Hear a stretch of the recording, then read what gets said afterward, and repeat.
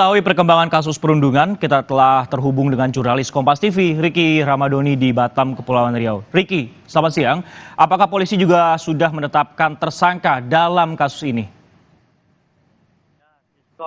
Pasca terjadinya perundungan kepada dua remaja putri ini, pihak kepolisian Polresta Barelang dan Polsek Lebuk Baja telah menetapkan 4 orang tersangka. Dari 4 orang tersangka ini berjenis kelamin perempuan semuanya, Sisko. 3 diantaranya merupakan anak di bawah umur, yang umurnya masih dalam kategori 15 sampai 17 tahun ke atas, 15 sampai 17 tahun. Sementara 1 tersangka lainnya itu kategori orang dewasa, karena telah melewati umurnya 18 tahun. Nah, untuk ke-4 orang tersangka ini, Sisko, telah dilakukan penahanan oleh pihak kepolisian Polresta Barelang untuk 8 hari ke depannya.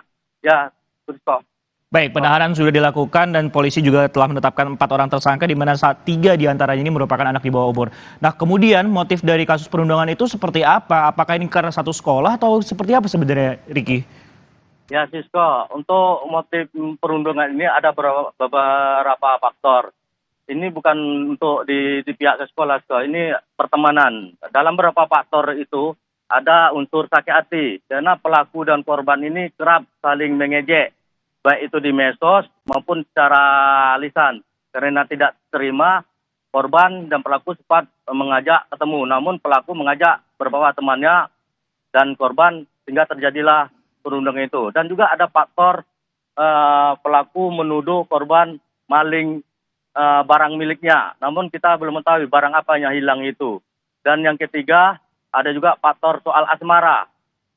Pelaku dan korban ini tidak terima kalau satu cowok yang disukai itu menjadi rebutan. Sisko. Baik, ada banyak faktor mulai dari saling ejek, menuduh perbuatan pencurian seperti itu dan juga faktor asmara. Nah, untuk kasus perundungan ini terjadinya kapan sebenarnya, Ricky Ramadoni, untuk kronologinya? Apakah sudah dijelaskan oleh pihak kepolisian? Ya, Sisko, sudah dijelaskan oleh pihak kepolisian. Nah, kejadiannya itu pada hari Selasa kemarin, tepatnya di kawasan Nagoya, Kota Batam. Itu terjadinya pada sore hari. Mereka ini satu pertemanan, Sisko, satu kelompok. Mereka berhari-hari bersama. Namun dalam pertemanan itu mungkin ada kesalahpahaman, terjadi kecewaan, sehingga terjadilah perundungan. Mereka ini saling kenal semuanya, loh. Baik korban, baik pelaku itu saling kenal. Ya, Sisko. Iya, baik, saling kenal. Nah, lantas bagaimana kemudian untuk kondisi korban saat ini? Apakah dirawat di rumah sakit atau mungkin dirawat jalan di rumah? Seperti itu, Ricky? Ya, untuk kondisi korban ini secara psikologisnya Sisko masih dalam trauma mendalam. Namun sempat kemarin mendapat perawatan karena korban mengalami luka lebam, tusukan rokok, dan lainnya.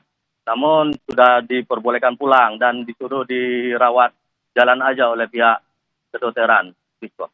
Baik, apakah nantinya juga dari kemudian 4 orang yang sudah ditetapkan sebagai tersangka ini, apakah memungkinkan munculnya tersangka-tersangka lain, mengingat juga ini kan kelompok pertemanan, apakah cuma hanya berlima saja atau bisa lebih sebenarnya?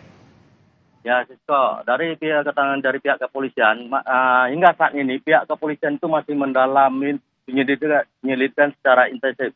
Karena waktu saling ejek itu ada suatu kata lisan kalau korban akan dijual ke pria hidung belang. Pihak kepolisian akan mendalami itu.